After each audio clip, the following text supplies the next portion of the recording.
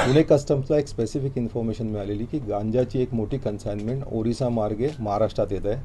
ही information मिळाल्याबरोबर ऑफिसर्सनी Pune कस्टम्सनी ऑफिसर्सची एक team सोलापूरजवळ च्या rural भागात डिप्लॉय केली आणि ओरिसाहून आलेला एक ट्रक आयशर ट्रक हा इंटरसेप्ट केला.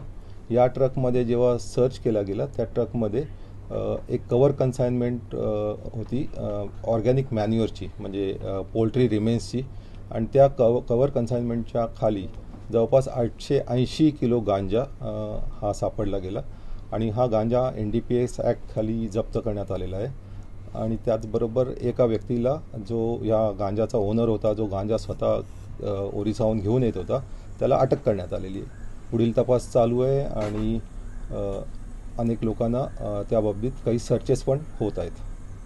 सर गांजा किती होता याची साधारण किंमत? 880 किलो गांजा होता आणि त्याची कन्झर्वेटिव्ह इस्टिमेट मार्केट व्हॅल्यू त्याची साधारणतः 2.2 करोड आहे, 2.25 कोटी आहे. हा कुठे जात होता सर? किती? हा ओरिसातून आलेला आणि हा सोलापूरच्या जवळ इंटरसेप्ट झाला आणि त्याच भागात हा डिस्ट्रीब्यूट होणार होता. तिथे त्याचं फायनल डेस्टिनेशन होतं.